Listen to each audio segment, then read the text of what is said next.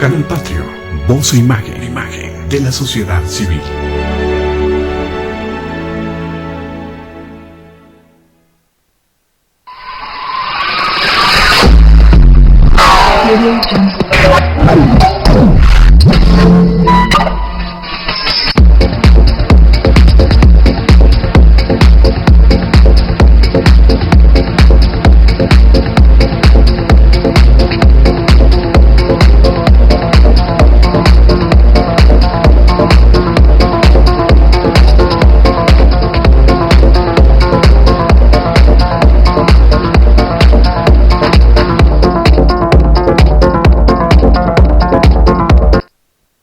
Canal Patrio, voz e imagen de la sociedad civil.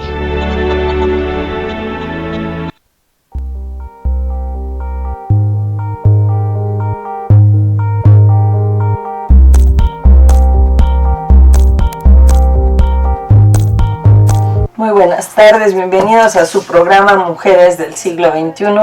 Como cada semana les tenemos entrevistas con grandes personalidades, entrevistas de temas de gran interés. El día de hoy viene con nosotros el doctor Gerardo Torres Zárate.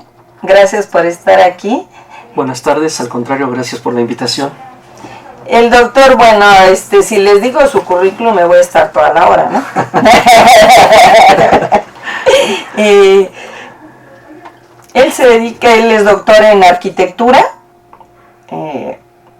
por parte del Politécnico y de la UNAM, ¿no? El Poli, la maestría y la licenciatura, y la UNAM, la maestría, el doctorado, perdón. Correcto. Pero bueno, para que yo no me confunda con tantos datos que dar de su currículum, le vamos a pedir que hagas tu presentación, por favor, Gerardo. Bueno, muchas gracias. Buenas tardes a todos. Cinia, muchas gracias por la invitación. Buenas tardes. Pues, ¿qué puedo decirles? Yo creo que lo fundamental es lo que mencionaste. La maestría la tenemos en el Instituto Politécnico Nacional, el doctorado en la UNAM.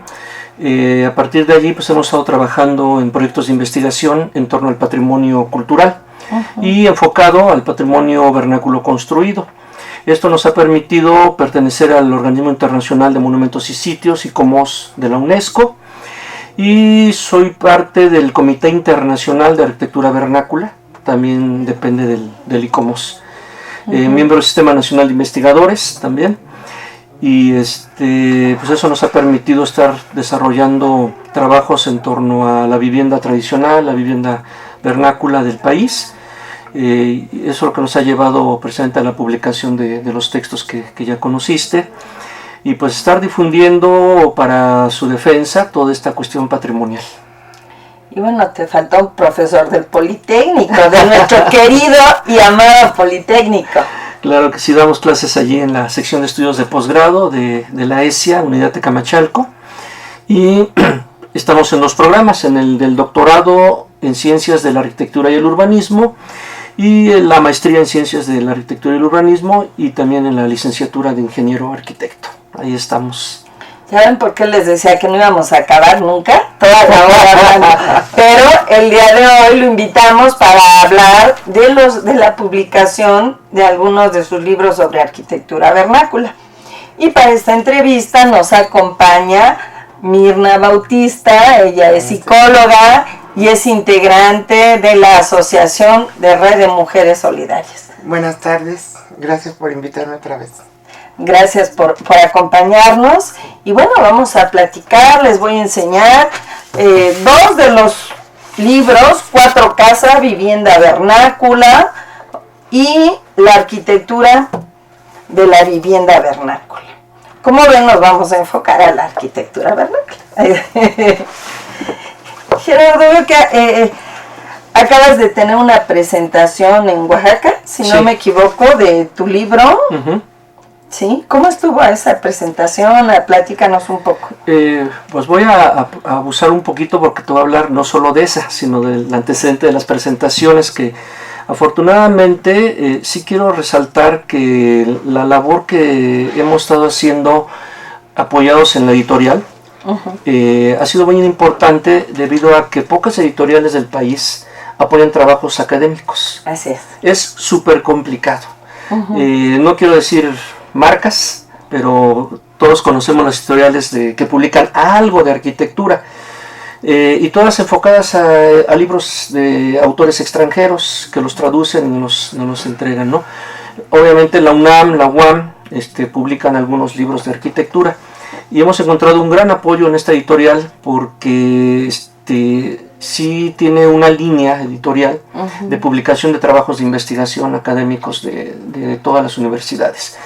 Y entonces a nosotros nos entregaron el libro la última semana de diciembre del año pasado, y a partir de allí hemos tenido la fortuna de que la primera presentación fue a principios de año, alrededor del mes de febrero, y esa la hicimos en la Biblioteca Burgoa del Centro Cultural Santo Domingo, allá en Oaxaca, un edificio magnífico, una joya. Una joya, sí, un ámbito maravilloso estar ahí en la biblioteca.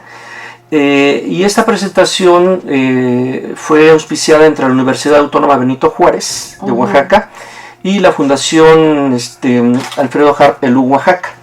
Ambos participaron en la coedición del libro y en la coautoría. Entonces nos pidieron que la primera presentación se hiciera allá en Oaxaca. La segunda presentación fue en ICOMOS, aquí en la Ciudad de México. Aquí. Y esta tercera presentación, que es la que me preguntabas, fue una invitación que nos hicieron de la Universidad Tecnológica de la Mixteca. De acuerdo, sí. Sí, de alguna manera se enteraron del libro. Afortunadamente en Oaxaca ha tenido bastante difusión y aceptación. Hay dos librerías que lo están distribuyendo allá en Oaxaca. La Grañén Porrúa, que está en el centro histórico, y otra que está dentro del centro histórico también, se llama La Escolar. Se agotaron los libros en el primer pedido, tenemos entendido que ya está en camino el segundo pedido. Y la Universidad Tecnológica tiene oficinas allí en la ciudad de Oaxaca, entonces me imagino que por ahí se enteraron. Entonces nos mandaron la invitación y fue para mí una experiencia muy grata, porque yo no conocía la universidad. Unas instalaciones maravillosas, preciosa la universidad, la gente muy cálida, y tuvimos la fortuna de que hubo 3 lectores del libro previo a la presentación, a los cuales yo no conocía. Y entonces me gustó mucho ese formato, porque el normal, por ejemplo, el que hicimos en Burgoa, pues bueno, fue el director de la Facultad de Arquitectura, 2 más de los coautores, porque este libro de 4K fue una coautoría. Entonces participaron 3 de los coautores, estuvo Olga Oribe, que es la presidenta de ICOMOS mexicano, y pues bueno, fue platicar un poquito del libro entre amigos y esto. En cambio en la Universidad Tecnológica no, fueron 3 profesores, uno doctor, 2 maestros de allí de la universidad, que revisaron el libro críticamente, y sí, me dieron algunas críticas que afortunadamente fueron favorables a pesar de ser críticas, Sí, porque me decían, oigan, por ejemplo, una de ellas me encantó, habiendo tanto en Oaxaca y ustedes nos presentan solo 4 casos, ¿por qué no pusieron más? Esa era la crítica. Le digo, bueno, por algo también se llamó 4K el libro, ¿verdad? Claro. Eran 4 regiones con 4 casos muy específicos que seleccionamos de cuando menos 30, 40 casos. Y las cuestiones editoriales también pesan, ¿no? El costo del libro y todo.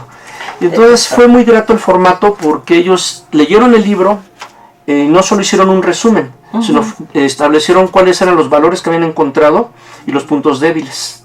Después de ellos sí ya me dijeron a mí, bueno, pues ya platíquenos de cómo nació el libro, cómo se hizo, y pues para mí fue bastante grata la forma de cómo se llevó a cabo esta presentación allá en la Tecnológica de la Mixteca.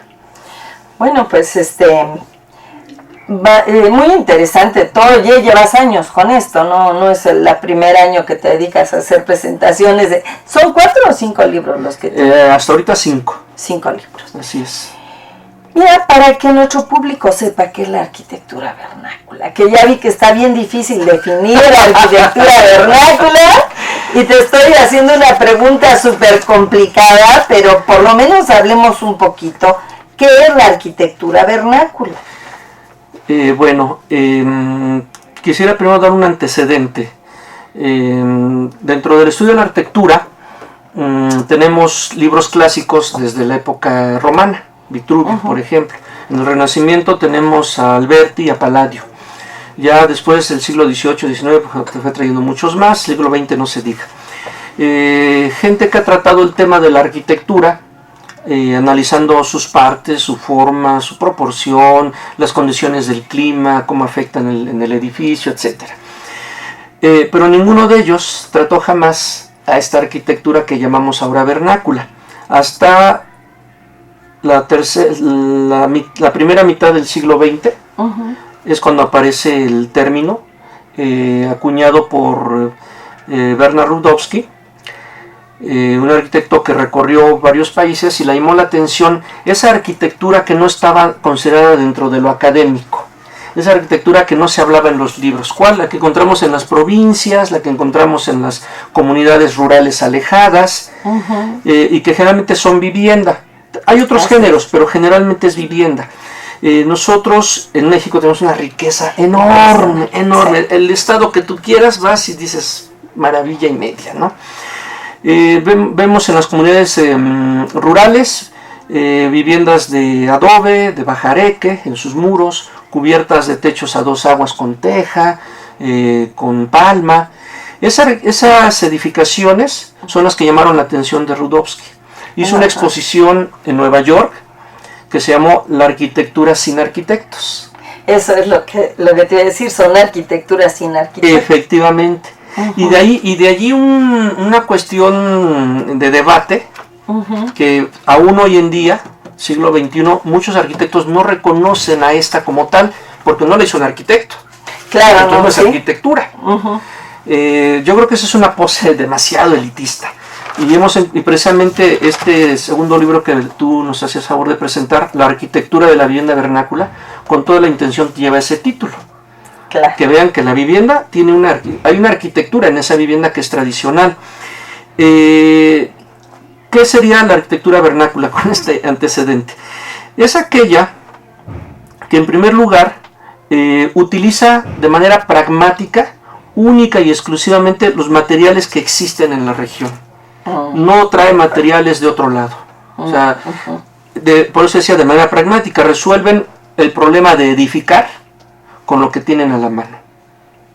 Segundo, los sistemas y procedimientos constructivos que utilizan son heredados por tradición.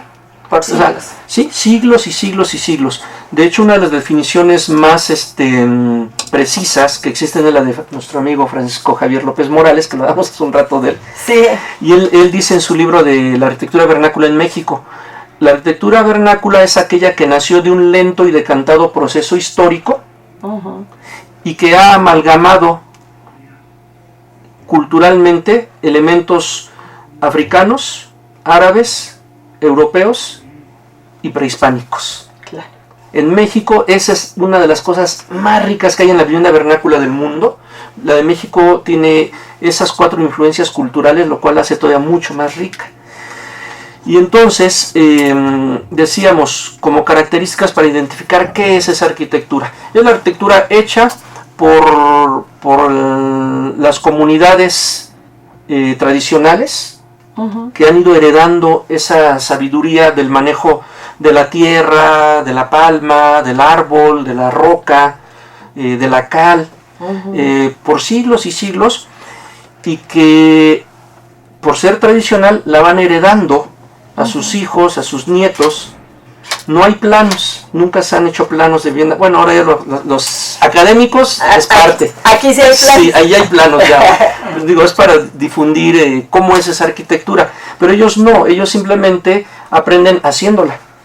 Es comunitaria, es otra de sus características. Normalmente la tradición marca, por ejemplo, el tequio, que es muy común en nuestro país.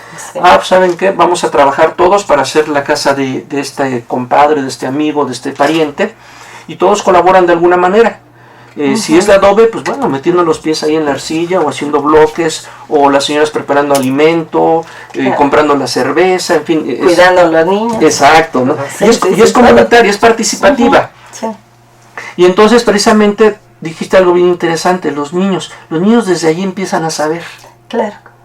Desde ahí empiezan a conocer. Tú, si vas al medio y les preguntas, oye, ¿y qué proporción de tierra cal tiene el adobe? Pues ellos no te lo van a decir por regla aritmética. Pero no. lo saben y dicen, a ver, toman la tierra, a esta tierra le falta un poco de arena. Ajá. Es una cuestión pragmática y de sabiduría. Y entonces, todas esas edificaciones que vemos en nuestra gran provincia, y aún algunas ciudades conservan esa arquitectura, algunas partes todavía afortunadamente, o muy desafortunadamente porque es muy poca, que nació de esa situación. Una herencia ancestral, un procedimiento constructivo probado y comprobado a través del tiempo, porque otra cualidad trascendente es que los espacios vernáculos son los que mejor se han adaptado a las condiciones de clima. Sí. Y ahí me voy a dos ejemplos, los extremos. El iglú, que es una vivienda temporal para el Polo Norte. ¿Con qué se construye? Pues no hay otra cosa más que hielo. Con lo que está ahí. Lo que está allí, con hielo. Es una bóveda de hielo, la forran de pieles por dentro, queman grasa de animal para mantener una hoguera, y resulta que a las 3 de la madrugada, que el aire ya tiene una temperatura de 40 grados bajo cero, al interior están a 0 grados. Sí. Una ganancia térmica de 40 grados sin tener que enchufar nada. Sí, el otro extremo. Es una sabiduría impresionante. Extraordinaria. Tuvimos la fortuna de estar el año pasado en los Emiratos Árabes. Ajá. Fuimos a Dubái, a Abu Dhabi. Pero lo más importante para mí e interesante fue que conocimos la arquitectura tradicional en una ciudad que se llama Al Ain. La arquitectura de arcilla en el desierto, en torno a los oasis. Una arquitectura milenaria, y no está hecha más que con tierra. Y ocurre algo similar que lo que comentábamos ahorita. A la inversa. Sí, a la inversa. Mientras el desierto puedes andar en 50, 55, llegan hasta 55 grados centígrados en estas partes. De hecho, supimos que es de las ciudades más de mayor temperatura de toda Arabia, y también con una humedad relativa bajísima. Sí, porque todavía Dubái Dubái y no son otra ciudad, Abu Dhabi, son ciudades que están en la costa. Sí, entonces reciben la brisa marina y cierta humedad. Pero esta ciudad está a 150 kilómetros adentro de la costa. Puro desierto. En puro desierto. Y entonces estas construcciones pueden haber 55 grados de temperatura, y tú adentro de la habitación llegas a 32 grados, 33 grados. O sea, es una ganancia extraordinaria. Todavía es caluroso para nosotros, ¿no? No sé, para nosotros, pero 32 grados es extraordinario para muchísimo. ellos, ¿sí? Y sientes la diferencia luego de pasar a la sombra. Nada más una sombra que te pares, ya sientes tú fresco. Ahora, estas viviendas son de adobes, de bloques pequeños, pero muros de 1 metro. Entonces, imagínate la radiación solar que recibe para que pueda transferirse. Entonces, es una cuestión maravillosa. Estas formas de constructivas tan antiguas, porque esas son milenarias, sí. En México no se diga, toda nuestra cultura indígena es riquísima. Es de siglos también. De siglos. Sí. Y esa es la herencia que define a lo que es la arquitectura vernácula. Entonces, sí podría ser otra característica, es no tiene arquitecto. Así es. Es el propietario el que va a vivir ahí, el que decide de acuerdo a sus tradiciones, a su geografía, a su forma de vida, lo que va a estar ahí. Correcto. Y ya que lo tocas, hay una cosa bien importante en ello. Dentro de la escuela nosotros recibimos una formación de arquitectos a servicio de ¿qué? Pues a lo que nos demanda la sociedad. Sí. ¿Lo que demanda la sociedad? Pues una sociedad de masas demanda lo que es la cultura de masas. Entonces hemos hecho a través de la arquitectura racional funcionalista desde el siglo XX prototipos, según decía Le Corbusier, la casa máquina de habitar, pues repite el modelo porque todos somos humanos, tenemos las mismas necesidades, pues podemos hacer una tipología y se repite, y tenemos las unidades habitacionales tremendas que son monótonas. Y además que no son funcionales. No son funcionales, no tienen una adecuación climatológica tampoco. O sea, las hacen de concreto y las ponen en Tabasco. Y estás como el infierno. Ahorita se me vinieron a la mente 2 ejemplos. En Francia, en las afueras de París, tenían un problema en una unidad habitacional y empezaron a hacer un estudio sociológico y llegaron a una conclusión. Iban a hacer bloques, ya no mezclar en un edificio ancianos con jóvenes y con gente madura. porque los ancianos tenían problemas hasta de crisis nerviosas por el ruido de los jóvenes, sobre todo en Francia, ¿no? Que son un poquito más intolerantes, y entonces decidieron que iban a hacer un bloque para pura gente de la tercera edad, otro bloque para padres jóvenes con niños, y en el otro para personas solteras. Y las personas solteras, bueno, se podían mezclar, ¿no? Pero lo que era padres con niños, no los podían mezclar con ancianos, porque estaban teniendo unos problemas tremendos. Mira, qué interesante. Entonces sí se hizo todo el estudio sociológico y llegaron a esa conclusión. Entonces no todos somos iguales, ni todos tenemos las mismas necesidades, ni podemos vivir en los mismos lugares, ¿no? De hecho, es uno de los graves errores que cometió la arquitectura racional funcionalista y que desafortunadamente se sigue repitiendo ahora en la arquitectura de la posmodernidad. A lo que iba es que normalmente se diseña en la arquitectura para vender. Exacto. Desgraciadamente hemos caído ya en un proceso de la globalización en que todo es producto. Y la arquitectura no se libra de ello. El edificio más apantallante, el más alto, el más extraño, el más retorcido, para que llame la atención, para que se pueda vender. Así es. Las viviendas de interés social, no importa cuántos metros, no importa quién va a vivir allí, hay que hacer 1000 por 40 metros. Se venden y eso es negocio. La arquitectura vernácula no. La arquitectura vernácula no es para venderse, es para vivirse. Claro. Y lo dijiste muy bien. Si una persona dice,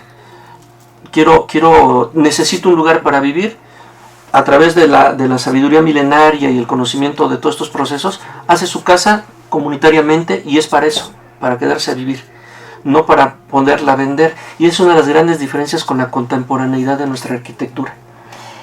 Mira, nos ven muy interesante el tema de la arquitectura vernácula, pero nos están diciendo que nos tenemos que ir a un corte. Muy bien. Entonces, nos vamos a un corte y espérenos, por favor, para la siguiente plática sobre arquitectura vernácula. En unos minutos regresamos. Canal Patrio, voz e imagen de la sociedad civil.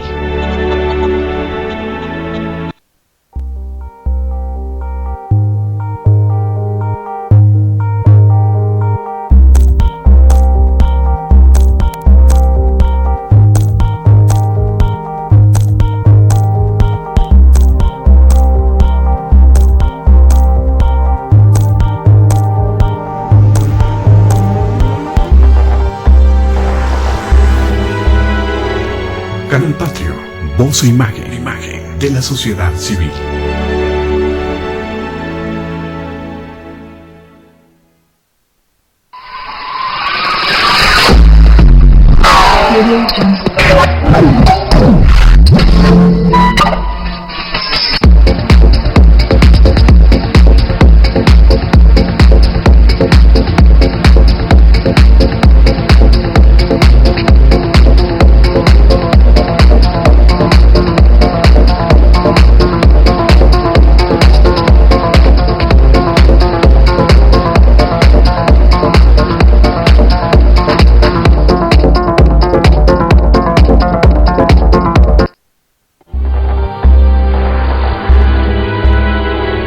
Canal Patrio, voz e imagen de la sociedad civil.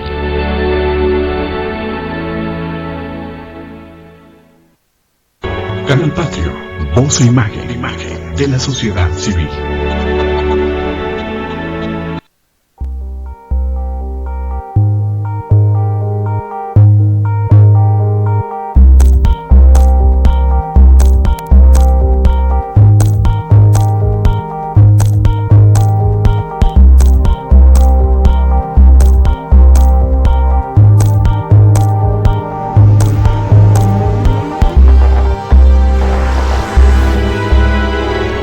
Canal Patrio, voz e imagen de la sociedad civil.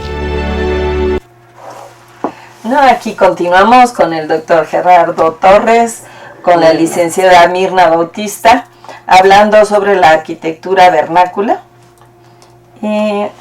Gerardo, estábamos hablando de que la arquitectura vernácula es construida por las personas que la habitan, Correcto. de acuerdo a sus propias necesidades.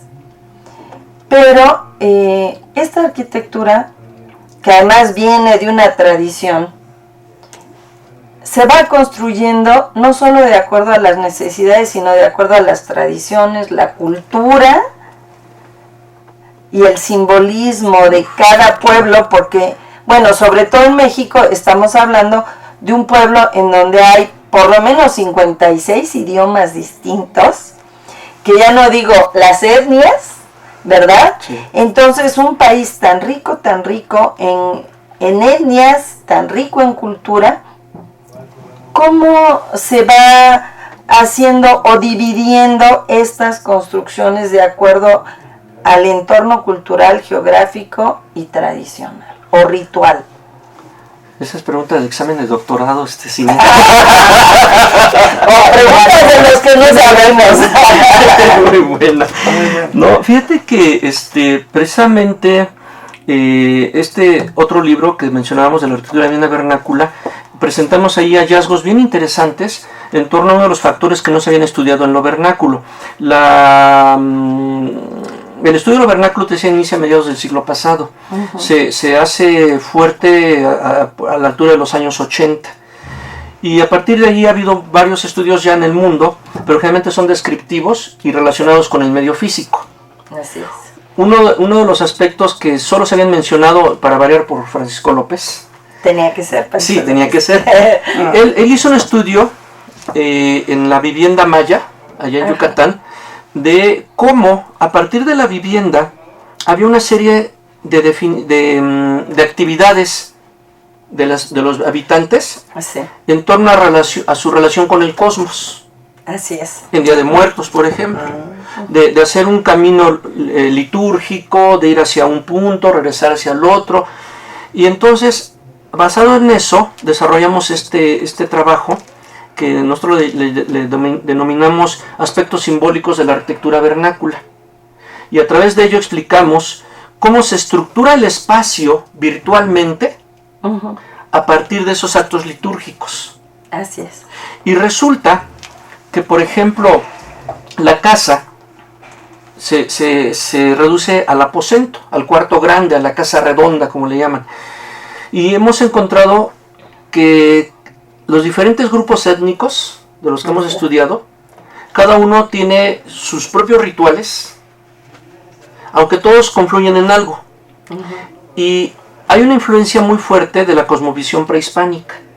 Claro. O sea, eso está arraigado. Carlos Fuentes, el gran maestro de toda la herencia cultural que tenemos, que desarrolló en sus obras, sí. Pues eso yo lo encontré en la arquitectura vernácula también. Por ejemplo, en la región Nahua del valle de Toluca, encontramos cómo para poder construir la casa, lo primero que hacían era orientarla. Va a ser aquí con esta orientación.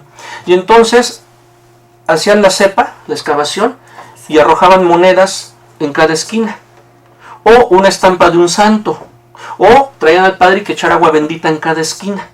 O las velas que prenden.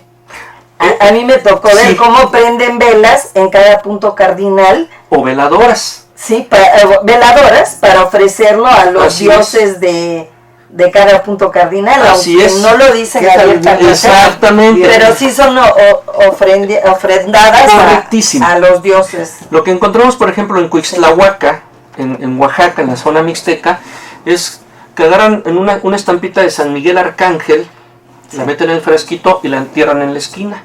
Agarran una de San Juan Bautista y la entierran en la otra esquina. Agarran una de San Rafael y la entierran, y así. Y ya que lo mencionaste, y ese es un aspecto trascendente. Si revisamos lo que dijo el maestro Miguel León Portilla en la filosofía náhuatl, él habla del concepto del cosmos a partir del Omeyocan, el lugar dual. Ahí vive Ometeotl, la divinidad dual, dos hombres o dos mujeres. Y se desdobla a sí mismo en su acto creador, y de él emanan 4 energías fundamentales, que son los 4 horcones que sostienen el universo: Xipetotep, Quetzalcóatl, Tezcatlipoca y Huitzilopochtli. Y entonces, a partir de esa idea, y lo podemos ver todavía en varios códices, por aquí vienen algunas imágenes de los códices, cómo se representa el códice mendocino, por ejemplo. En 4, no sé si se llegará a ver cómo está el cuadrado dividido en 4. En cuadrantes, a partir de una diagonal. Los cuadrantes oriente, poniente, norte, Así sur, es. ¿no? Y cada uno de estos cuadrantes representan a cada uno de estos 4 horcones: Xipetote, Quetzalcóatl, Izcatoca y Huitzilopochtli. Y entonces la gente, aunque no es una cuestión netamente consciente de estoy con la idea por el sincretismo, y lo dijiste, pues ahora ya son santitos, ¿no? Una vela, una veladora, lo cristiano. Sí. Pero hacen un ritual en cada esquina para definir lo que va a ser su espacio, porque el espacio que se edifica es sagrado. ¿Y qué hacemos ahora con el cristianismo, con la religión católica? Pues que me proteja. Y lo que se hace es una petición a la Madre Tierra para que me permita hacer mi edificio y lo protejo a partir de eso. Por ejemplo, en la Mixteca hemos encontrado rituales. Todos conocemos la tortilla mixteca, ¿no? Que es maravillosa, además de deliciosa. No, hombre, unos frijolitos. Bueno, aquí agarra la tortilla y frijolitos, Ciña. La parte en 4, imagínate, la parte en 4, el simbolismo que hay allí. Abundancia, ¿no? Y un cuarto de tortilla en cada esquina. Claro. Le dan de tomar el mezcal a la Madre Tierra o al miu de la tierra. Regan el mezcal en cada esquina. Y estamos encontrando de los lugares que hemos estudiado, que aunque son diferentes las advocaciones, son diferentes las formas, el ritual siempre es el mismo. Es un ritual de petición a la Madre Tierra y es un ritual de protección para mi casa a las entidades. También es un ritual de dar, que es lo que tenía las culturas antiguas. ¿Sí? No solo te pido, recibes, sino también te doy Dios, mi Dios, yo te doy a ti algo. Así es. Incluso hasta mi sangre, ¿no? Pero exacto. Voy y te ofrendo algo. Así es. Y entonces fíjate qué interesante a partir de ello entender que el espacio físico está sustentado por un aspecto virtual, por un aspecto intangible. Precisamente vamos a estar en octubre en Veracruz, va a ser el Congreso Nacional de ICOMOS, y precisamente el tema es ese, el aspecto tangible e intangible del patrimonio como una sola entidad, no como algo separado, que la UNESCO así no lo tiene. Si tú buscas en la UNESCO el patrimonio cultural, sí, el patrimonio cultural mixto o natural, por un lado, y aparte el intangible, cuando son dos cosas que van de la mano. Pero aunque estén separados, ya se toma en cuenta, Gerardo, porque antes el patrimonio intangible no se tomaba en cuenta, no existía. Fue a partir del 2001 la Carta de París, que establecen el patrimonio intangible. Ya es un avance tremendo, ahora ya poderlos fusionar como uno solo va a ser otro doble avance, ¿no? Así es. Ajá. Sí, entonces decía, estos aspectos que mencionas son trascendentes porque reflejan la gran herencia tradicional que tenemos y son, según INEGI, 85 grupos indígenas que tenemos, y cada uno con sus propios rituales, cada uno con su propia vestimenta, su propia música, o sea, todo, la lengua, decías. A mí me sorprendió mucho el año pasado cuando vimos en la Mixteca. Estamos ahorita trabajando el siguiente libro que va a ser sobre la vivienda mixteca. Resulta que hay como 8 diferentes derivaciones del mixteco. Sí. Y no se entienden entre ellos. No, y claro. Es mixteco. Claro, es que es el idioma más todos los dialectos. Exactamente. Y son muchos dialectos derivados, sí, claro. Y eso lo vimos nosotros porque en diferentes partes de la Mixteca Alta y la Mixteca Baja preguntamos ¿cómo le llaman a esto? Y según yo estaba tomando nota, dije, no, ya me volvieron loco. Y ya hasta alguien me dice, ¿pero por qué ese señor? No, es que ya no entendí nada. Me dijeron así. Ah, es que son diferentes mixtecos. No, me muele, pues el mixteco es uno. No, señor. Hay diferentes dialectos entre las dos mixtecas y aún dentro de una sola mixteca hay diversos. Sí, claro. Por eso el español finalmente es el idioma que nos une, ¿no? Sí. Aunque sea un idioma extranjero, definir cuál sería el idioma como en la India, el inglés los une. Sí. Aquí nos une en español porque somos un país de tanta riqueza, pero esta misma riqueza también hace que las construcciones vernáculas sean distintas, de acuerdo también a las necesidades. Algo que me llamó la atención del libro es por qué o el baño o la cocina luego se ponen fuera. Sí. Yo no había entendido, bueno, lo poco que entendí es que bueno, como están los hijos también, se comparte esa cocina, es lo que yo entendí. O la razón de tenerla afuera, además. Bien, hay dos aspectos fundamentales en ello. Físicamente, la vivienda vernácula de nuestro país refleja más la herencia española y a veces la árabe, a veces la africana. La africana menos, desgraciadamente, se ha perdido mucho de toda la cultura de negritud. Tuvimos la experiencia con un alumno hacer un trabajo sobre el redondo en la Costa Chica de Oaxaca, Guerrero. No, ya se los acabaron, Ya se los acabaron, sí, no encuentras nada. El infinito. Sí, la influencia árabe pues, la encontramos en Michoacán, por ejemplo, y la española en todas partes, con la teja de media caña, los techos a dos aguas. Pero detrás de ello están las influencias prehispánicas, ¿sí? Y entonces, una de ellas, que marca fuertemente a la definición de un conjunto, contestando tu pregunta, es eso, la cocina. ¿Cómo se concebía la forma de vida en el mundo prehispánico? Nada tiene que ver con nuestra arquitectura contemporánea, racional funcionalista, que necesidad de dormir, recámara, necesidad de hacer del baño, sanitario, necesidad de cocinar, cocina, y ahora júntalos, y los que funcionen. En el mundo prehispánico solo existía el aposento, como tal, que era un espacio, y se refleja en la vivienda actual, de múltiples funciones. En la vivienda vernácula actual, un aposento es el lugar para dormir, para recibir a los amigos, para protegerse, para comer también. Es un espacio multifuncional. La cocina, tradicionalmente, se preparaba todo con leña. Así es. Y entonces, lo podemos ver en la casa azteca del siglo XVI, que por ahí hay varias crónicas, se le denomina el cuarto o la casa de la mujer o la casa de la comida. Y siempre con leña. Y entonces, el humo siempre o te hace llorar o te afecta a la larga. Y entonces ellos en el aposento lo utilizaban prácticamente para dormir, para descansar. No podían juntar un espacio que producía humo con un espacio que era para descansar y dar gracias. Las actividades generalmente eran en el patio y en el corredor. Así eran más o menos las funciones, y se puede ver en Teotihuacán todavía, o en Cantona, que hay todavía restos de lo que se ha hallado en lo que es la vivienda. Y entonces la principal razón era esa, la producción del humo. La segunda, el que tenían ellos bien diferenciado en esta situación cosmogónica de Ometeo, 2 hombres, 2 mujeres, la fuerza femenina, la fuerza masculina, y entonces no podía ser un mismo espacio el de que está dedicado a la mujer, el trabajo de la mujer, y el trabajo del descanso para el hombre. Hay muchas cuestiones bien interesantes que tienen que ver con este ámbito cultural.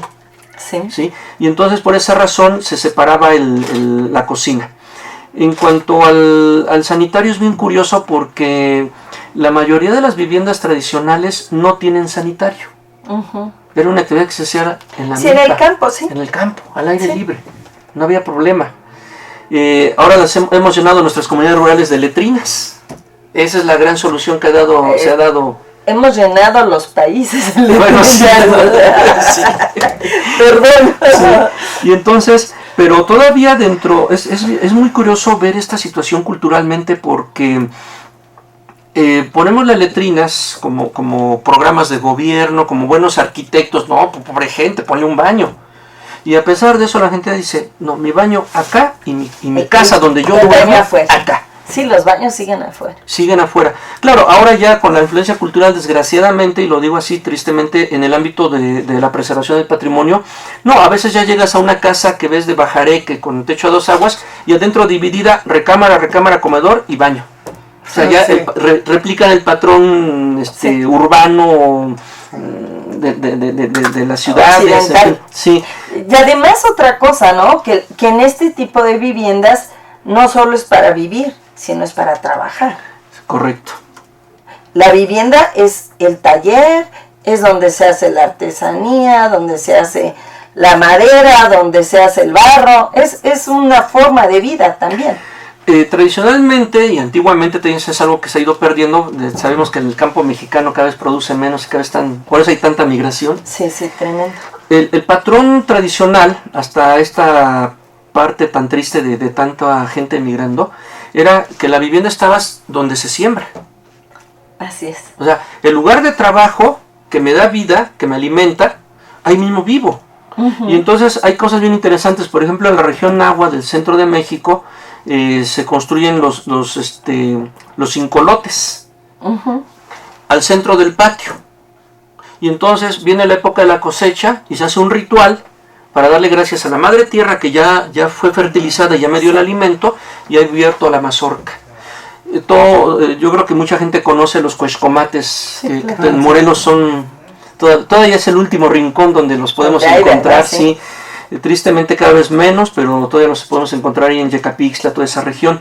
Y es lo mismo, representan, y vienen los códices prehispánicos, por ahí lo mencionamos en uno de los libros, es el vientre materno que está con el feto, ¿sí? Porque nos va a alumbrar y nos va a alimentar. Entonces eso representaba el cuexcomate, y vemos los cuexcomates como parte del trabajo. O sea, la actividad de trabajo, que tienes toda la razón, la casa no es nada más para vivir, o dicho ampliamente, es para vivir, pero con todo. El trabajo, la educación, todo era allí. Padres, hijos, abuelos, ¿sí? Y compañeros de trabajo, empleados, ¿no? Sí. ¿Qué crees, Gerardo? Te tengo una mala noticia. Ah, caray. Ya se nos está acabando el tiempo. Y apenas empezábamos. Apenas empezábamos a tomarle sabor a esto. Pero bueno, vamos hasta que nos corten, ¿verdad? Perfecto. Vamos a seguirle. Me interesa mucho esto de la cuestión cosmogónica también, porque estas casas tienen mucho que ver con el cosmos, con la interpretación, que ahora a lo mejor es inconsciente por parte de los habitantes, pero antes se construía todo 100% alrededor de su vida espiritual. Correcto. De la vida espiritual. Somos un país sumamente espiritual, más que religioso, yo diría. Así es. Fíjate que precisamente Francisco López calificó el trabajo que se hizo para este texto de la arquitectura de la vivienda vernácula como un hallazgo importante, porque tal y como tú lo refieres, está velado eso. O sea, no está a los ojos. O sea, no es fácil encontrarlo y decir, sí, mira, ahí está toda esta espiritualidad. Como ejemplos, el tejamanil, que es un material que también desafortunadamente está ya perdiéndose. Me narraban en la región Nahua del Estado de México que ir a cortar un árbol para hacer tejamanil no es, sí, tráete un árbol, no. Primero era prepararse en la casa, pedir al espíritu del monte, pedirle a la Virgen, pedirle a Dios Padre, ¿sí? Y entonces ellos decían, tal día tenemos el permiso y nos tiene que señalar el espíritu del monte cuál es el árbol que se puede talar, no un árbol vivo, no un árbol nuevo. ¿Y cuál es el día en que se va a construir? También. Eso, y Gerardo, creo que tienes que regresar. Ay, sí, claro. Cuando tú me creo que tienes que regresar. Se nos fue el tiempo, ya, la verdad, se nos acabó. Nos tenemos que... no.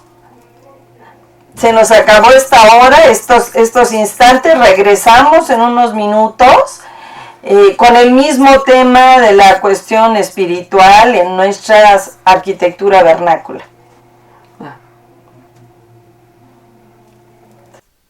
Canal Patrio, voz e imagen de la sociedad civil.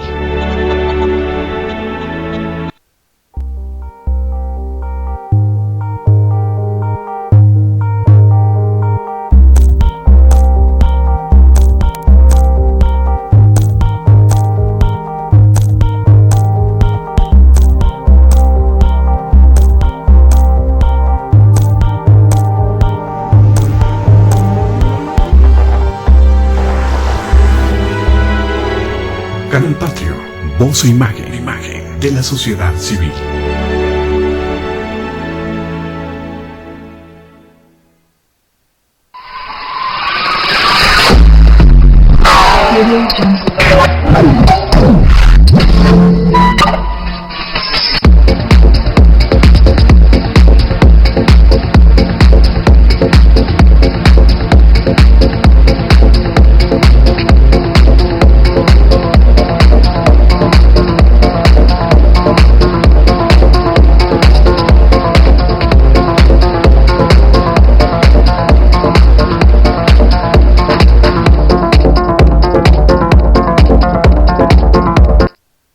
Canal Patrio, voz e imagen de la sociedad civil.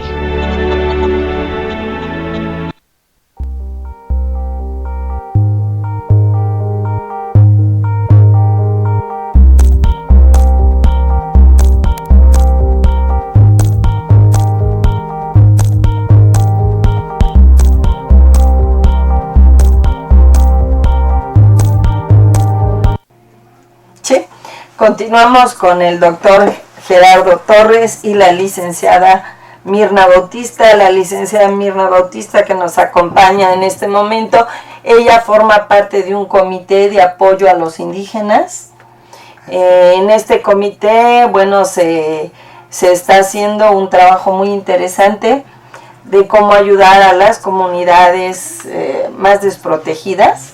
Así es. Y bueno, su trabajo se relaciona directamente con el apoyo a lo que es la arquitectura vernácula. Así es. Entonces, de nuevo, gracias por acompañarnos. Muchas gracias. Apoyando a Red de Mujeres Solidarias y tratando de que algún día tengamos el honor que nos invites a que conozcas toda nuestra mesa directiva. Claro que sí. Y mujeres que se comprometan a ayudar, no a resolverle la vida a otras mujeres ni a la comunidad, sino comprometidas a ayudar. Y en ese aspecto estamos tratando de ayudar a gente que lo necesita, como nuestros indígenas, una palabra que a algunas personas no les gusta, pero está dentro de la ley, indígenas, y que tienen derecho a una vivienda digna y a vivir mejor y ser reconocidos en este país, porque todos somos mexicanos. Además, son ellos los que son los portadores de la tradición cultural y de las raíces, ¿no? Para mí es un orgullo tener sangre de indígena. Sí, así es. Porque además las tradiciones y por ahí le transmiten a uno muchas cosas como el amor y la sabiduría a la medicina, a la naturaleza, a la arquitectura. Y bueno, con relación a lo que acabas de decir de una vivienda digna, ahorita en el intermedio estaba yo haciendo un comentario de qué tanto la arquitectura o las casas hechas de manera vernácula son más resistentes o menos resistentes que nuestras viviendas actuales. Bueno, ahí hay varias cuestiones que habría que medir correctamente, porque se tiene la creencia de que el concreto armado es lo más resistente y lo mejor. Así es. Esa idea desgraciadamente ya está muy permeada a toda la gente. A cualquier comunidad que llegas, ves los castillos de concreto en los muros de adobe. Ves que quitan el techo y le ponen una losa de concreto. Viene el sismo y un material como la tierra, ya sea bajareque, ya sea adobe o ya sea tapial, ¿sí? O el endique, que se comporta de manera flexible en un sismo, ¿sí? ¿Cómo se va a comportar con algo que es rígido? Como la varilla y el concreto. Así es. Y entonces es uno de los motivos por los cuales muchas viviendas que han sido alteradas se vienen abajo. No son compatibles los trabajos estructurales sísmicos del concreto armado con los materiales de tierra, para nada. Entonces, claro, no podemos decir que una vivienda de adobe no se cae, ¿no? Si ante un sismo de 8 grados, lo que sea se cae. Sí, o un río que se desborda, se lleva hasta el concreto armado. O sea, en ese sentido yo creo que es igual. Yo no diría, son mejores en eso de resistencia o peor. Desde luego el concreto armado tiene una resistencia extraordinaria, pero nos ofrece problemas muy fuertes. Por ejemplo, el concreto armado se calienta y transfiere el calor inmediatamente al interior y se vuelve aquello un asadero. Se transmite el frío también. En cambio, los materiales de tierra, ya sea el adobe o el tapial o el bajareque, no. Retienen el calor la tierra y lo va transfiriendo muy despacio, de tal manera que cuando ya es de noche y hace frío afuera, adentro se vierte todo ese calor, toda esa temperatura, y la casa es tibia, y viceversa. Todo el frío que recoge la tierra en la noche, durante el día se vierte, y la casa es fresca cuando afuera hace calor. Entonces, no es que resistan más o menos las de concreto o las de adobe, sí es más fuerte el concreto, pero yo creo que ante un evento natural da lo mismo, ¿sí? Sería... El problema no es que sean de concreto o de adobe, sino que se está perdiendo la estructura original de cada una de ellas. Así es. Al mezclar cosas que no van o que no tienen las mismas condiciones ni las mismas capacidades. Correcto. Desafortunadamente tiene mucho que ver dos cosas. Los arquitectos con título, ¿sí? Y los programas de gobierno. Así es. O sea, el sexenio pasado, todos los que sabemos un poquito de esto del patrimonio y de lo vernáculo, estábamos muy molestos con el dichoso programa de Piso Firme. Ay, 6 millones de pisos firmes para que los pobres vivan mejor. Ah, sí, cómo no. Una casa de adobe que tiene piso de tierra compactado, ¿sí? Y que se comporta térmicamente de una manera extraordinaria, y le pones el piso firme de concreto, se vuelve una heladera. Ya no respira la tierra, ya no se hace todo este sistema de un círculo virtuoso de temperatura y humedad. Se rompe por eso y echan a perder la vivienda. Otros programas, vamos a hacer que los pobres rurales vivan mejor. Denles láminas de cartón, láminas de asbesto, denles cemento. Ajá. Y entonces les regalan todo eso, y entonces una vivienda en Tabasco que tiene una palma de guano que dura 35 a 40 años y hay que cambiarla, dicen, si ya me regaló láminas el gobierno, pues mejor las pongo y ya no tengo que cambiar. Ahí, ¿no? Y se están asando allí, efectivamente. Sí, porque son temperaturas. No, porque ya compran ventilador y lo conectan. Ya no hay problema. Entonces, sí, claro. Se están perdiendo el conocimiento Así de es. cómo se La esencia, construye. ¿no? Y sí, ese conocimiento de la construcción y mezclando cosas que no son compatibles. Así es.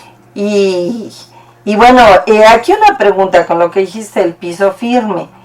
Lo que se decía es que el piso firme era para aislar infecciones. Así es. ¿Es cierto o no? Bueno, yo no soy quien para decir si es cierto o no es cierto. Además, te voy a decir lo que sé. A ver, pero, ¿qué opina usted, doctora, ¿Cuánta gente se acerca de eso? enferma por andar descalza en la tierra allá, en la provincia, en los medios rurales? No. ¿Cuánta gente se enferma porque tantita tierra de polvo caiga en tu tortilla y te la comas? Nadie.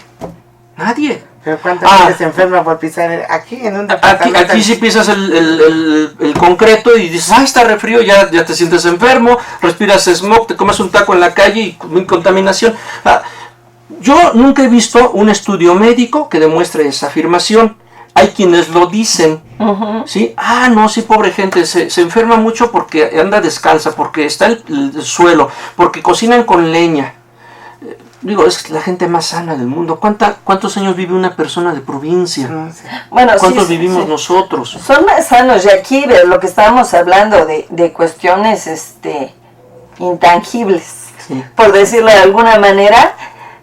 Por ejemplo, en la tierra, lo que se habla mucho, gente, el indígena o gente con una cultura más antigua, es que el caminar sobre la tierra, además del beneficio que produce, está transmitiendo la energía de la tierra y estar en contacto con la madre tierra, ¿no?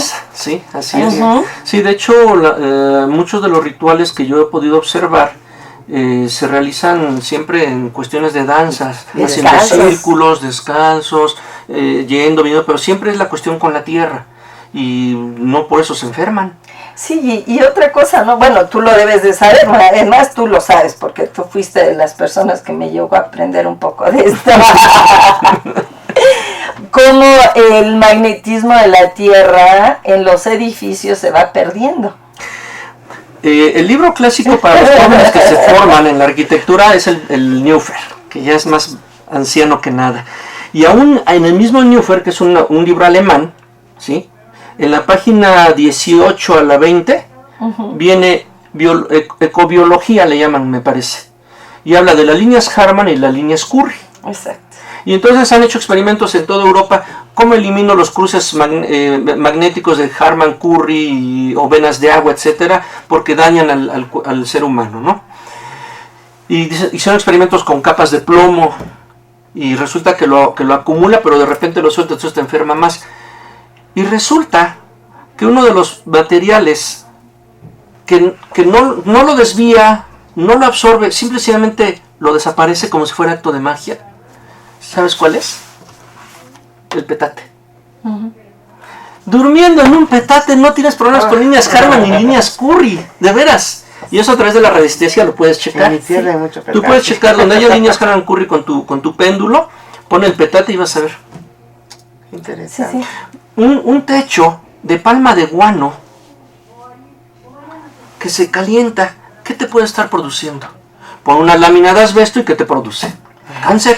No, sí, lámina. No, y además se ha visto, se hizo un estudio en Japón donde se vio que había una correlación de la depresión y las personas que viven en departamentos. Sí. Y entonces ahí sí el magnetismo de la Tierra se transmite por las varillas, pero no se extiende. Claro. Entonces es gente que empieza a perder el equilibrio. Bueno, todos tenemos un poco de equilibrio, Sí. pero un poquito más, ¿no? Sí, y ahorita que mencionabas lo de los pueblos indígenas, sí quiero comentar otra cosa muy importante. Allí en el Instituto Politécnico Nacional existe desde su fundación el servicio social, las brigadas de servicio social. Cada año en periodos vacacionales se mandan alumnos de todas las escuelas a comunidades de extrema pobreza que requieren atención médica, que calcular un camino, una presa, ingeniería, arquitectura, etcétera. Bueno, pues a nosotros tuvimos el orgullo, la distinción de que me llamaran. Y digo a nosotros porque siempre tengo alumnos trabajando conmigo. Claudia, que la conociste, nos acompaña por ahí hoy, es parte de ese equipo.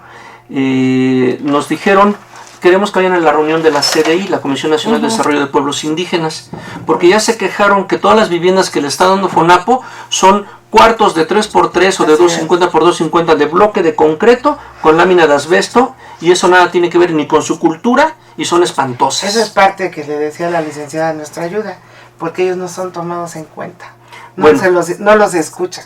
Nosotros desarrollamos un programa ya que se llama Vivienda Indígena con Identidad, porque así nos solicitaron, fueron todos los delegados del país, de los grupos indígenas. Un acto maravilloso, porque además llegan con su ropa, o sea, dices, hijo, qué riqueza. Sí. Y entonces en la mesa de trabajo que nos correspondió, ay, segundo lo voy a apagar, qué horror. Dijimos, vamos a apagarlo y se nos olvida. Sí, sí. Pero bueno, mientras entonces, vamos viendo estos lo que resultó fue que se consensó el proyecto con una mesa de trabajo de ellos y ya se entregó a FONAPO 3 prototipos de vivienda. ¿Qué es lo que estamos haciendo allí? Es muy complejo. En primer lugar, ya lo decías, la grandeza de nuestro país con sus climas y sus grupos indígenas nos tendría que dar un alrededor de 300 viviendas diferentes. Así es. Sí, por lo menos 10, ¿no? Digo 300, hicimos solo 3 prototipos. Estamos tratando de apoyar a los mayos que están en Sinaloa. Pues habría que ir viendo a través de la CDI, porque mira, ahorita el compromiso que hubo es CDI aporta una cantidad importante a FONAPO. Y entonces FONAPO lo que hace es, a través de las presidencias municipales, a través de una autoridad municipal, otorga el apoyo económico para construir vivienda. Y entonces ahorita lo que van a hacer es que los prototipos que el instituto presentó a través de nuestro equipo de trabajo, en los cuales se está pidiendo que se retome el material de cada región. Por ejemplo, estamos proponiendo el adobe, el endique. Sí, que ese material es bien interesante. Yo lo conocí apenas hace 3 años. Vas a una región de ahí de la Mixteca, limpias el terreno, trazas una retícula y con una barreta, porque se va bien fácil el material, es tierra compactada de manera natural, y sacas el bloquezote. ¿Ah, sí? ¿Con qué lo pegas? Con el polvito que quedó y agua, y con eso haces la casa. Caray. Tienes 36 grados afuera y adentro tienes 24 grados. Lo medimos nosotros. Sí, claro. Y entonces dijimos, bueno, si aquí tienen el material y es bien barato hacerlo, vamos a retomarlo. Y entonces se hizo un ejercicio en un municipio que se llama Ihuitlán Plumas, en la Mixteca Baja, en Cuixtlahuaca. Y ahorita estos proyectos están proponiendo eso, que se retomen los materiales propios de la región y además que se retomen los aspectos formales de la vivienda tradicional de cada grupo. Y entonces los delegados de la CDI dijeron, deme el proyecto, yo ya lo quiero construir. Ahorita estamos en este inter de que los proyectos ya están en FONAPO. Y entonces a través de FONAPO los representantes de la CDI en cada grupo indígena lo solicitan para hacer, pero falta hacer mucho más estudio. O sea, nosotros propusimos 3 prototipos para cierto clima y para cierto lugar. Falta estudiar el norte, Veracruz, la costa de Guerrero, la de Oaxaca. Hijo, no sé. Sí, porque es un trabajo extremos, ¿no? Sí, pero calor y ahí. Pero estamos en eso y a mí me dio mucho gusto que ellos mismos dijeran, ya no queremos eso. Sí, claro, es que ellos no viven bien en esa manera. No hay rincón de la República que haya recorrido que encontremos eso. Porque están perdiendo su identidad, están perdiendo todo. ¿Cómo van a vivir en un de concreto de 4x4? En diciembre estuvimos en la Sierra Mije, en Oaxaca. allá por donde dicen que Dios no ha pasado. La verdad es que está tremendo, es muy triste ver cómo vive la gente, es terrible. Y en la comunidad donde aquí hay una casa y a 50 metros está la otra, y de repente empezamos a ver viviendas tipo Infonavit. 17 les construyeron para un programa. Nadie está dentro de ellas. Ahí están las casas, ahí están. Con lámina de asbesto, sus muritos de bloc, aplanaditas, y se acabó. Y nadie vive en ellas, ahí están. Claro. Me pasó en Tabasco también, yo vi mucha vivienda que hicieron, las usan para guardar a los marranitos y ni los marranitos quieren estar adentro. Dios mío. Oye, a mí me tocó ver un proyecto para Chiapas en donde les iban a poner alfombra. Les digo, ¿cómo voy a creer que les ponen alfombra en Chiapas para que ahí se meta una lacada, una tarántula? No, imagínate, qué tremendo, no. Con alfombras en Chiapas, diciendo, por eso te decía que en esa pérdida que mencionas, sí están los arquitectos, ahí estamos. Valeria Prieto lo dice también. El principal problema son nuestros jóvenes arquitectos que quieren sentirse Frangé y se quieren sentir pero para todos los lugares, ¿no? Sí. Además los indígenas no pueden perder, lo dijo la licenciada. Ellos son nuestros padres. Claro. Y no pueden perder su identidad ni su forma de vivir porque no los queremos cambiar. Tenemos tanto que aprender de ellos. Lo espiritual principalmente. Sí. Y también yo creo que una de las cosas es aprender a respetar. Y esto lo decimos antes de ahora sí ya irnos, es aprender a respetar nuestra cultura, nuestras culturas antiguas, estar orgullosos de nuestros orígenes, porque los orígenes que tenemos, muchos países, grandes países lo quisieran. Claro. Aprender a valorar esta cultura indígena, estas tradiciones, este conocimiento milenario, que si no somos capaces de respetarlo y conservarlo, nos vamos a quedar como hojas al aire, sin raíces. Entonces, para poder seguir continuando y crecer como gran país, tenemos que respetar estos valores. Claro. Y, doctor, le agradecemos que estés aquí.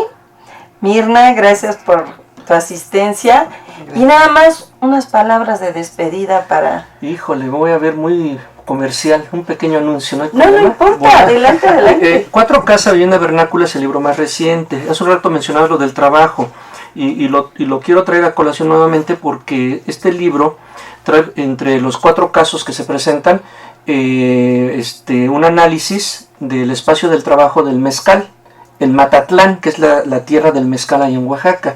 Entonces se presentan cómo era el espacio, cómo se produce el mezcal y todo en un espacio vernáculo. Este libro se puede conseguir, ¿se puede decir? Sí. Se puede conseguir en las librerías Purrúa, en las librerías Gandhi, aquí en la Ciudad de México. En Oaxaca ya mencioné hace un rato las 2 librerías, la Grañén Porrúa y la Escolar. Es un libro que salió a principios de año, aún se encuentra a la venta. Los demás, desafortunadamente, ya no. Bueno, vamos a buscar para que se los vuelvan a editar. ¿Y un punto de contacto? Al correo electrónico es G de gato, E de elefante, R de ratón, _, 6 con número, 4 con número, @hotmail.com. Y si gustan entrar, hay un sitio web, www.arquitectura y patrimonio, así todo junto, www.arquitecturaypatrimonio.com.mx. Allí hay todos los artículos que he publicado, vienen los libros, no todo el libro, pero ahí hacemos una introducción al libro, las investigaciones que hemos participado, las conferencias que se han dado en todo el mundo. Ahí hay mucho material que le interese el tema puede ir abordándolo, y ahí está el contacto también. A través de la página pueden escribirme y ya nosotros hacemos la comunicación. ¿Lo podrías repetir la página? Claro que sí, es www.arquitecturaypatrimonio.com.mx, todo con minúsculas y todo junto. Bueno, y vamos a seguir aquí en otros programas trayendo al doctor Gerardo, si se deja, porque es un chico bien difícil. No, aquí estaremos, desde luego que sí. Le puse en Face, ya dame el sí, ¿no? Ya dame el sí, por favor. Ya te lo di, mira. Ya nos dio el sí. Y bueno, Mirna. Pues invitando a las mujeres a comprometernos porque México no es de un gobierno, México es de de muchos mexicanos que tenemos que hacer cambiar y comprometernos. Ahorita estamos tratando de ayudar a los indígenas, son los mayos que están en Sinaloa, que tienen una problemática, no se les escucha. Y Red de Mujeres Solidarias, pues conformando todo su equipo directivo, y pronto pues nos vas a presentar a todas. Sí, claro que sí. Es más, vamos a llevar al programa el gran evento que tienen planeado. Sí, aquí lo vamos a presentar también en el programa. Muchas gracias. No, a ustedes por su presencia y un resumen de arquitectura vernácula. Bueno, creo que lo señalaste muy bien. Es parte de nuestra identidad, es nuestra cultura, es nuestra raíz, es un legado patrimonial que no debe de perderse, que debemos de trabajar para mantenerlo desde todos los frentes. Yo creo que hay muchas formas de hacerlo. Nosotros desde lo académico como arquitectos estamos haciendo proyectos de investigación para documentar, saber cómo es, qué implicaciones tiene, y definitivamente esta identidad sincrética que tenemos hay que voltear un poquito más hacia esa arquitectura que hacia las grandes torres que tanto admiran luego los jóvenes arquitectos de Dubái o de Frank Gehry y todo esto. O sea, es válido, sí, pero también yo creo que es importante ver esta arquitectura. Sí, acabas de hablar del sincretismo. Somos un país en donde todo es la unión de dos o tres cosas. Sí, yo le decía, Jalapa, Veracruz tiene vivienda vernácula hermosa. Sí, pues ya iremos a conocerla. No solo el patrimonio de las personas, todas somos mezcla. Sí. Somos un país de mezcla, venimos de la unión de culturas, razas distintas. Y bueno, esto hay que seguirlo apoyando, aunque yo también estoy de acuerdo con las grandes torres porque me encantan. Sí, no digo que las tiren, está bien, síganlas vendiendo. Y admirar esa arquitectura. Es decir, es nuestra época, o sea, sí, o sea, pues digo, no tengo nada en contra de ello. Es nuestra época, refleja lo que somos como cultura, como sociedad, pero no podemos dejar perder esta cuestión que es ya patrimonial. Exacto, es seguir avanzando sin destruir el pasado. Así es. Y bueno, ahora sí nos despedimos de ustedes, muy a pesar de nosotros. Damos las gracias al doctor Gerardo Torres, gracias, al contrario. A la licenciada Mirna Bautista y a Claudia, que nos está acompañando aquí junto a nosotros. Y los esperamos en el próximo programa con una charla más interesante sobre temas generales. Gracias. Gracias.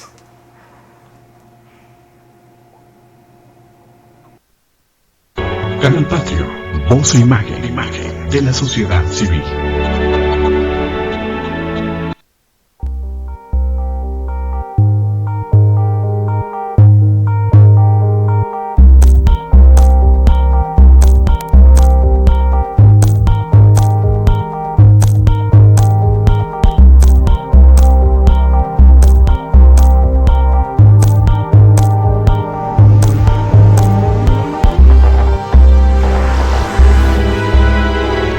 Canal Patrio, voz e imagen de la sociedad civil.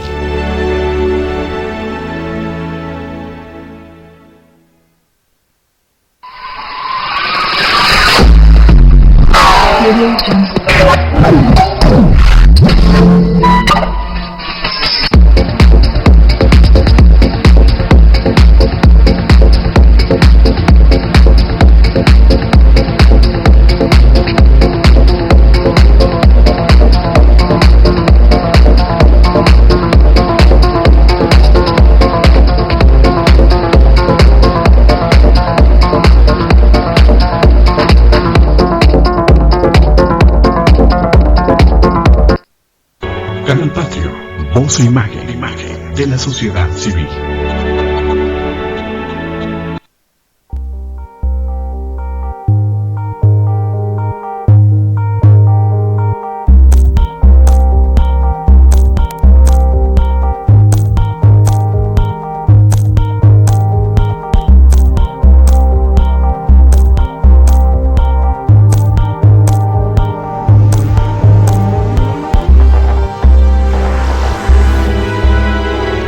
Canal Patrio, voz e imagen de la sociedad civil.